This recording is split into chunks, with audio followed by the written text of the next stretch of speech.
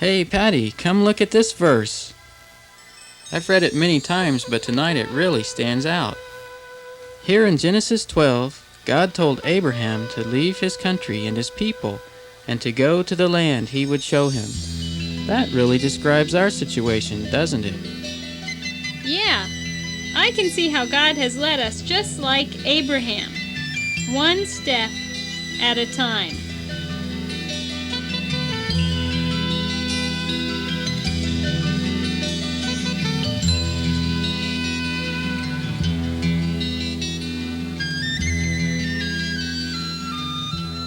Our interest in missions began when we were in college. That's when our vision of the world around us was expanded. We didn't know at that time that God was going to lead us to many different places in this country, like Texas, California, Pennsylvania, and Washington. I guess this prepared us for the move that is before us, even to a Muslim country. You know, Patty, I sure didn't think I would ever want to go to a Muslim country, especially after hearing of a friend's not too pleasant experience on a summer trip. He was thrown in jail and roughed up a little. But isn't it something how God has given us a desire to reach Muslims and even led you to study Islam in seminary? It sure is, Patty. And now that we're headed to a country with the largest Muslim population in the world, I'm sure it must have been God's direction. Just like Abraham, Keith, during our preparation we often didn't know where we were going. But now it's exciting to see the land God is leading us to, Indonesia.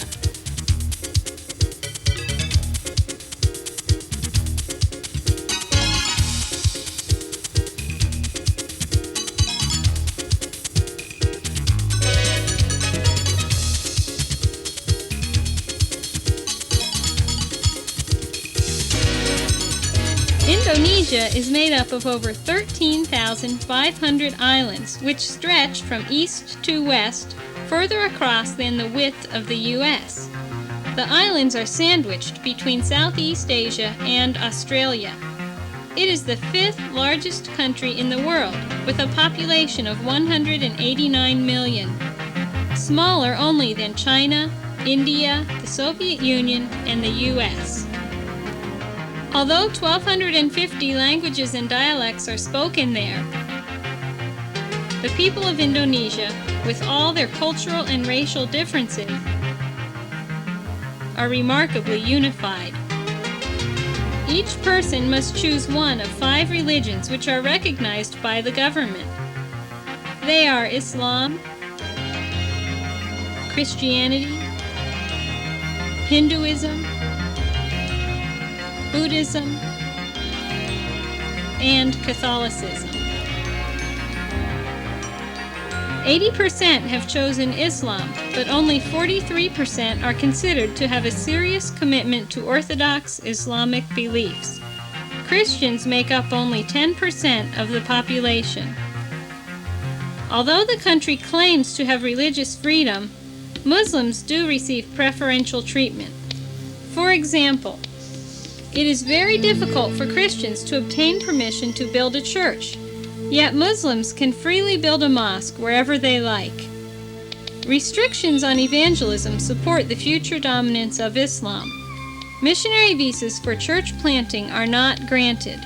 Christian workers can only enter the country as educators and can usually remain there only 10 years. Christian groups have trouble buying land for the purpose of building a church or Bible school.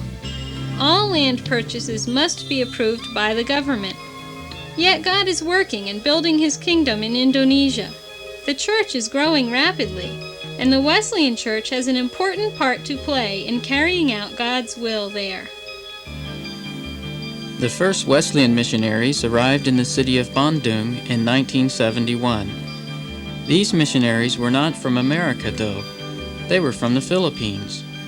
They began working with children, teaching them Bible stories and Christian songs. Soon the parents became interested and conversions followed. Formal church services began in 1972. Bob and Julia Smith came to Indonesia in 1975 to assist in establishing the church. The raising up of Indonesian church leaders was in view from the beginning, so a Bible school became an immediate necessity. Classes began in missionary homes, moved to a garage, and finally 2 acres of land were located for a campus in Magelang, Central Java. Permission was granted to buy the land and money was paid, but a week later the permission was withdrawn and things came to a screeching halt. After 6 months of prayer, permission was granted by a higher authority. A boys' dormitory was constructed first and was followed by a missionary home. A girls' dorm and cafeteria came next, and then a 2-story administration building housing classrooms and a library.